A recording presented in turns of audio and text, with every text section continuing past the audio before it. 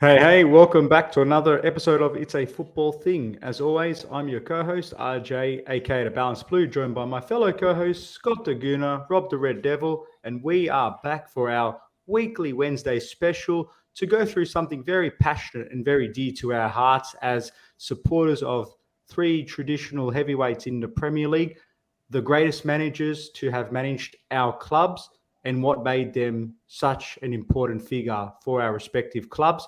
So without further ado, boys, why don't we share with the audience who we think, in our opinion, are our club's greatest managers? No surprises here, but Robbie, why don't you share with us? There's only one, mate. The Sir Alex Ferguson, the all-time, the great, the one and only, the GOAT of managers. I don't think anyone can deny that. He's obviously going to outshine all of ours by far. And look, I am hoping Ten Hag will, in his shadow now, will one day maybe rise to the occasion. Get a quarter of what he got, and I'll be a happy man. Relax, Robbie. You win a Carabao Cup. Mate, this is me just coming off the back of my Carabao Cup, all right? Here we go. Look, it's an easy one for me, boys. And no one will get close to Sir Alex Ferguson. Yeah, has to be Ollie. Ollie's at the wheel. No. Oh, Ralph. I thought Ralph. Yeah. Get out of here. You're not even a manager. Look, banter aside, for me, Arsene Wenger. Again, like Robbie, hoping that the managers we have now, and that'll be something good that we can chat about a bit later on. What do we see in our current managers that was also in our greatest managers? So we'll come to that a little bit later, boys. But for me, there's only one Arsene Wenger. And RJ, I'm guessing you've got a special one in mind. You know what? You've kind of given away the answer. But I will be honest, boys. I had to give it some thought. Because obviously, Jose Mourinho, the special one. He's won 3 Premier League titles. He's done it all for us.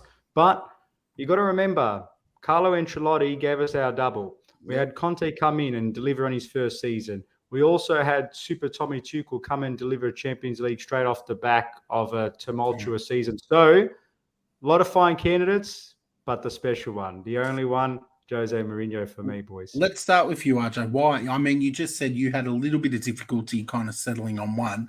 What made you pick Mourinho? Why is he the legend of Chelsea managers for you?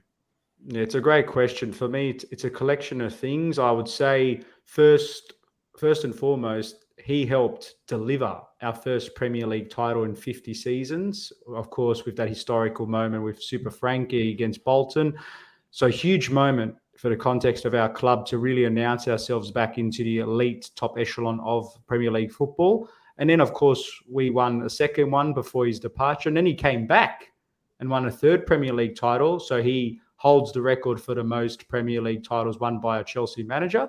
But beyond the success, beyond that sense of we are now a top Premier League club and we better start living up to that standard, he brought that cultural shift, but it's the personality. It's the ability to galvanize a team that wasn't used to winning. And I think it's fair to say we could kind of use that kind of mentality right now with the current Chelsea team. But Jose Mourinho, he just had it all for me, boys. So, yeah, that's why I landed on him. Let's keep talking through Jose. I think the best way for us to do this might be to focus on one manager at a time. And then, obviously, the other two can chime in as well. You spoke about that first title, RJ. Is that Jose Mourinho's greatest achievement during his time at Chelsea? I'd say so. But I would say because he won the 3, they were all equally unique and different problems or achievements, rather, because the first is to break the duck. That's huge. Again, it announced us into the football world that Chelsea is a Premier League giant now. You better respect them. To back it up, to win it a second time, that moves you away from you fluked it and you're going to go away. No, we're here to stay. And he made sure that we're a powerhouse club. But then to go, and he did get sacked. Remember that. It was not a great time when he left. To then come back after football changes in modern football, moves on, to then win it again. That is also a super special achievement, in my opinion. But one thing I thought about when you asked me of what makes him so special, it's his charisma. It's his personality. It's the way he interacted with the media, the fan base, the little bust-ups he had with the managers on the sideline, one in particular from the Arsenal, i.e. the specialist in failure, as he likes to dub it. But the guy just had a special aura about him, and that's why we'll never, ever, in my opinion at least, have someone of that all-round character. Yeah, that's a fair shout. Obviously, you talked about a few moments and highlights, the argument, the fight with Wenger, labeling him a specialist in failure. How good was that? Ridiculous. The him coming back and him winning that first title, breaking the drought. Are there any other moments or highlights you wanted to mention? Well, I felt sorry that he never got to win the Champions League through some of dubious officiating, of course, but he won most things for us, not all, of course. But I think what stands out the most for me is not only the trophies he brought, but some of those unforgettable touchline moments, the running up against Liverpool when we won, when we stuffed up their season, or again, Michael Essien thunderbolt against Arsenal, of course. The guy, he just had this knack about him to create a moment and be the star of the show. RJ, obviously we're going to talk about two other guys very soon, Arsene Wenger, Sir Alex Ferguson, and there are many other managers in worldwide football who have reputations that will last forever.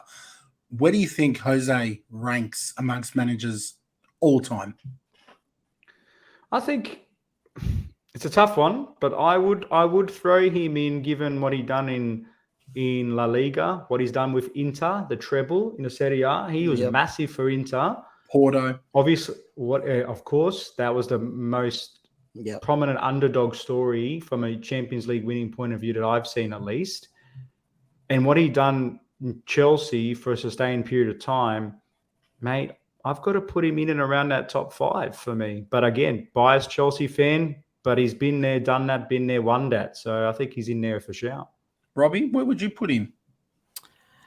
Yeah, interesting. For me, he's got to be around that top 3 to 5 for me as well, man. And look, I respect Jose. I always have as a rival and obviously as a manager of our club, who will go down as probably, not far at the moment. He'd probably be next in line behind Sir Alex. He did have a big successful first season with us, and he did get a lot of winning mentality. It wasn't the most beautiful football, as he's well known for, very pragmatic, but he'll go down. He broke a lot of records at United. He won our first Europa League as well. We had the Mickey Mouse Trophy in his first season, but again, he's probably as of right now, he would be the second most, right now, as in the last 20 years kind of thing. Obviously, post Fergie, he's been our most successful manager. So yeah, look, I reckon, again, what he done with Inter, the treble, that was pretty amazing. And what he done with Porto was just crazy kind of thing. So Real Madrid. Real Madrid. He's done it everywhere. And he has, mate. He's done it everywhere, except Tottenham. That's well, that's not his fault. Nobody can mission impossible there. RJ, let's wrap up Jose now. How would he go managing your club now? I think you'd take him over Potter, but we won't play that game again. How would he go managing your club now? And is there anything you see in your current manager that does remind you of Mourinho?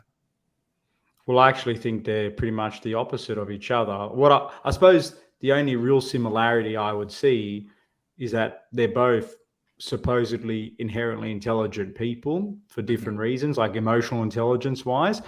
I just think what Mourinho would bring now is that sense of authority, that sense of respect, and that instilling that sense of responsibility and acknowledgement to be able to bring upon these gifted young players, that he would help them realize their potential. And I think he's someone that would elevate them from being good players and prospects to mentality monsters. I think he's got that about him. Even if they don't like the role they play, I think he would help bring in a culture of it's for the collective. The team wins. If the team wins, you win. So that's what I think he would bring. I like that. Mourinho, one of the greats. Hard to argue that. But let's talk about my main man, Arsene Wenger. There is only one Arsene Wenger.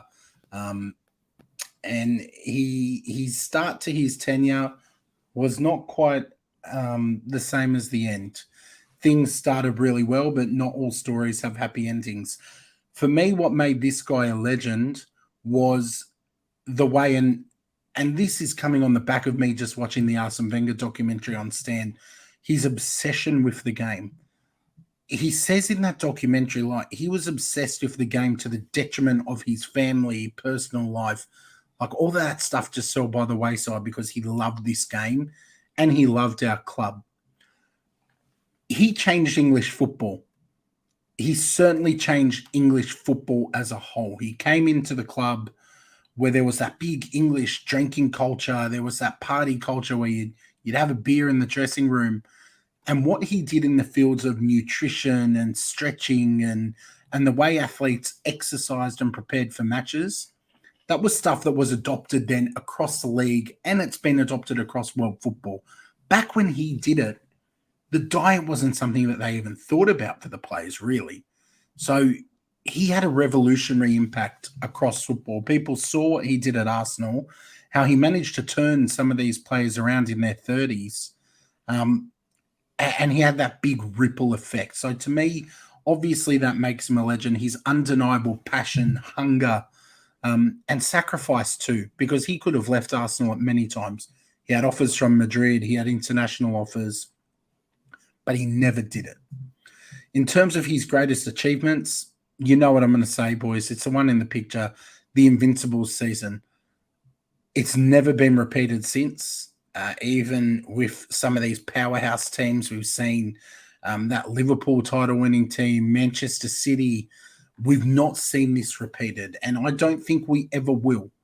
I don't ever think we'll see a Premier League team go unbeaten through a whole season. People like to throw shade, say there were a lot of draws in there, but the fact that not one team could beat us across the Premier League season, I think that's a pretty special achievement. Robbie, I know when I watched that documentary, Fergie basically came out and said it's one of the greatest achievements ever. It's something that's not repeated. Do you feel that Arsenal fans hype it up too much, or do you think it is a top-tier achievement? Oh, look, for me, especially if you were an Arsenal fan, it's a top-tier achievement. Like you said, it's a one-off thing. Like, I respect both these managers, and as a biased fan between us, I actually think we've nearly had the best managers of all time, and maybe because we've seen success between our three clubs, and especially me, I've had the rivals as certain times. The late 90s, early 2000s was Sir Alex That versus rivalry, Wenger Rob. was excellent, and then obviously Chelsea creeped in, and we had the rivalry with them. Like, that was just my favorite footballing thing, and I just. There's something about him, and especially between us, Sir Alex and Wenger, the longevity, the consistency. They'll just at each other, but when you at each other, but you still have respect for someone is another thing as well. And I think that you see that more after they're retired. And you see I'm a United fan, and I personally really like Arsene Wenger. I like the way he talks about football. I love his intelligence about football. I haven't read his book. I want to one day, but man, we've seen so many great clashes over the years between our three managers, but especially between Fergie and Wenger. Yeah, look, for me, thinking about some of my favourite moments and highlights, I loved when Wenger would get rolled up. That touchline fracas between him and Mourinho, that's going to live long in the memory. Look, the sad part for me is Mourinho tended to get the better of him. Mourinho came into the league at the right time when we were on the decline and they were on the up. I would have loved to see him go head-to-head with the club 5 years earlier, but that fracas... I think excuses, mate. Excuses. Come on. Alan Pardew as well, like that fight there. They were both memorable. But the Invincible season for me stands out. All the FA Cups at the end. He's just been such a big part of the history.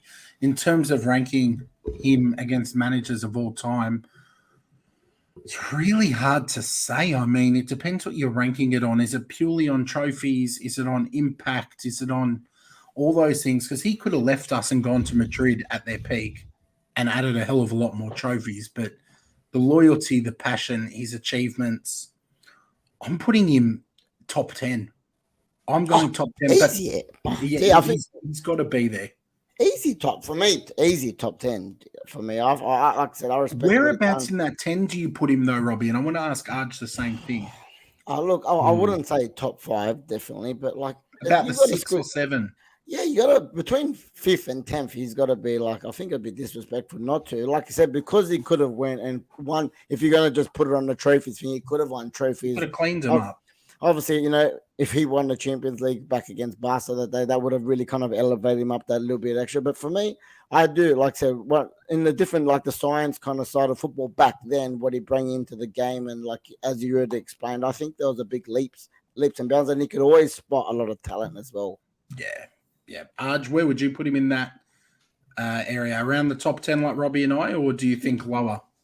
I'm just trying to think about who else I would have in there. And look, banter aside, the job of a manager is to bring success to the club first and foremost. And he brought an element of that, didn't fully deliver on it. And it's not due to 100% his fault, but managers rightly or wrongly copped the brunt of that. Top 10 seems fair, I think. And the invincible stuff, it's a special achievement. And again, I was reflecting back on the Mourinho Wenger days and what he used to sledge at him. And I still remember the 1,000th game 6-0 drubbing he gave him. But like you said, head-to-head wasn't good for him. But overall, all those things considered, he's a manager that will be remembered and should be in that top 10, I reckon. And how would he go managing our club now? I actually see a lot of similarity between him and Mikel Arteta. I don't think there's a lot of difference in them. I think Mikel's going to be a Wenger-like figure, and I see him being at the club for a very long time. I think if he was to come in and have to take over the team right now, he'd keep things pretty similar and we'd have a great season. So, yeah, I don't think he's coming back. He seems pretty happy at FIFA, but I think he'd do a cracking job at the moment. And between him and Arteta, I see some similarities. They're both fiercely defensive of their players. They're both very loyal to young players. They like bringing in the youth. And they both want to play attacking football. So plenty of similarities. Let's move on, though, to the man that I think all three of us can agree. Number one of all time for me. Robbie, number one of all time for you. Look, bias or not bias, for me, he is. And like I said, I'm not even going to just put the whole, CV of United. Go back to his Aberdeen days, winning the league, Aberdeen against, the Rangers and Celtic. They're obviously the two big boys there. And, winning a cup winners' cup, I think it was against Real Madrid. Back in the day, It was massive, obviously. And then, obviously coming to United, and this guy ticks every box, man. The trophies, 13 Premier League trophies, five FA Cups, 4 leagues, a treble, 2 Champions Leagues, 20 Community Shields if you're going to throw them there. The amount of accolades he's got by himself, or he's done it all. He really has. He's seen it all. But not just that, behind the dressing room as well, as someone who looked over the whole club, that's why, post him, we really failed, because he literally looked after every department in the club. And that's how we were really spiraled down in the opposite direction when he did leave. Mate, there's so many moments. Obviously, his biggest achievement, we're looking at it right there, the treble, mate. What we've done in that 11 days. We always talk about, mate, to have that mindset to go again and go again and go again. First, just to win the league is a big enough thing. But to go out and to way we even got through the FA Cup, obviously we had the replay against you guys, and how we had the freakishness of the penalty save, came back, the Ryan Giggs goal, to win the final, obviously against Newcastle 2-0, and then to go in Barcelona and beat Bayern Munich in the crazy sense that we in the last 2 minutes of the game, 2 stoppage time goals.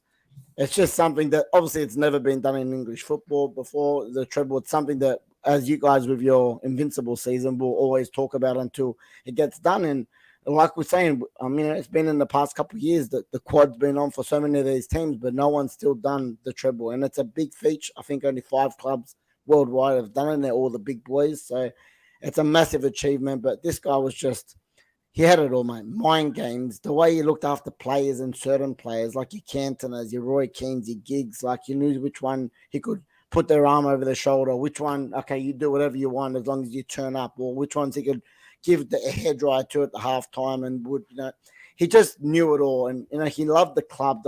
He promoted youth. Obviously, the class of 92 was a big example of that. And that's just all the culture. I told you, there's nothing more I can speak about him. And as we're seeing post him, we appreciate him more. Some of the moments, we've got heaps of them, man. Like for me personally, a special moment is something as stupid as when we won on his last season, on his his 13th Premier League trophy, just him lifting it up on the last day. Or we've had some massive games, two-legged tie against Arsenal in the Champions League, obviously winning against Chelsea, the first English final, I think that was, in dramatic form. Like, we've got so many, man, like big clashes against Juve when we won, the two-legged tie against Juve in the semi-final to get to the Champions League final for the treble. I can go on and on and on. Some of the plays he's produced, refreshing the team and making them hungry, he's the number one for me. It kills me that so many of your best memories are intertwined in some of my worst ones. Like, that treble, we should have taken it. We should have won that game. Bergkamp shouldn't have missed. Yep. The Champions League, like all of that. You guys ending our unbeaten run. Some of your best are some of my worst. RJ, just looking at this guy here, it's hard to say he's not the greatest football manager of all time. Do you have a Fergie memory in your head, RJ? It's probably not a good one, actually, but I totally agree with Robbie. The longevity element to me, we spoke about world class and what makes world class players. This guy, he's the textbook definition of world class manager because he was from what I would say about him though is Manchester United not gave him the platform, but they did a very good job in persisting with him because there was a time when he was very close to getting the old flick pass. And who knows if we would have seen the same legacy that he ended up finishing with. But he's delivered on that, hasn't he? And he's been a phenomenal manager. Like you said, he is a man manager. He made the right calls tactically, ultimately in the big games that mattered. And he instilled that sense of winning mentality for such a prolonged period of time. It faded away towards the back end, but that's natural. All managers can't stay on top forever. But the memory that I sort of alluded to that might not be so good for Robbie, again, was the Aguero time when they can just see him. The poor guy, he looked like he'd just been shot. So, well, it was a freakish moment on the last day. It was. And he's been used to his own freakish moments going in his direction. 100%. And that's why I mean, like, that's why I like the hunger like that. We missed out on goal difference that year. Bang, go buy Robin Van Persie, go smash the league the next season and go out on a high. You know what I mean? And we'll thank you for that. You're anytime, Robbie. You know what, for me, before we talk about how we go managing your club, the story that always floats around, I'm sure it was Park Ji-sung. Correct me if I'm wrong, Rob, but there's a story where you were playing, it might have been against Juve, and he basically said to him, your job is not to kick the ball, not to do anything. Your job is to mark Pirlo, follow him, do not let him breathe, don't let him move. And for that game, it was just unreal. It was one of Pirlo's. Pirlo was at Milan, I think, then, not Juve. I can't remember who it was, but I think it was one of them like that. But yeah, like that's it. And then like just everyone worked for him and everyone done their job for him. And again, he just instilled that belief in the manager, and that's what I mean. Like when you're a winning team, as much as we won with back-to-back trophies, sometimes, mate, to go again, and like I said, refresh the team. Like we could be on a high, and okay, you're out the door, and we'll bring someone else in, kind of thing. And that mentality, just the discipline, the respect for managers, man. These players still call him the boss now, and still have respect for him now, man. So, a born winner, mate. A born winner. What a gaffer. How would he go managing your club now, Robbie? Honestly, it's hard, man. He's old. What similarities do you see in your current gaffer? In Eric, I see massive ones in him, mate. Just in number one, in hard work, in belief. Belief is a big thing with Eric as well, mate. You got to believe that you can do it. You got to be strict, train hard, get results. Like there's a lot, man. And I think from what we've seen, especially this year, Eric's the club's handed him quite a lot of power. He's gone out and handpicked his players that he's won. We've never really done that. We've let someone else go out. Okay, this guy looks good because he's going to sell shirts and stuff like this. We've let him. Okay, you want your player, we're going to back you. Even though we thought this player, we're going to go out and get him. You want your two boys from Ajax, we're going to go and get him. Like we've really backed him, and he's really bringing winners. He's bringing people that have a strong mentality, which is a massive thing. That's why at the moment, at this point in time, we're on the up. So for me, look, it's hard to say with the big. It's like talking about players then and now. How would they go It's very different. So, but yeah, look, I'd like to say Good point. the football in mind of it, I really think a huge success in that way. But again, like there's a big difference in age and how the game's evolved. That's it. On that note, boys, it's been a pleasure taking a walk down memory lane. Gone a little bit longer than we normally do in a Wednesday evening video, but just goes to show there was plenty to talk about with these three guys. In the comments, please subscribe, like the video, drop a comment letting us know your opinion on your club's greatest manager of all time. Would love to hear from fans of other clubs as well, or fans of our own clubs with some of your favorite memories, moments, etc. Make sure you keep an eye on our social media so you know when we're going live. There's always something going on at It's Football Thing, and we can't wait to see you next time. Everyone, take care. Be good to each other. Enjoyed that.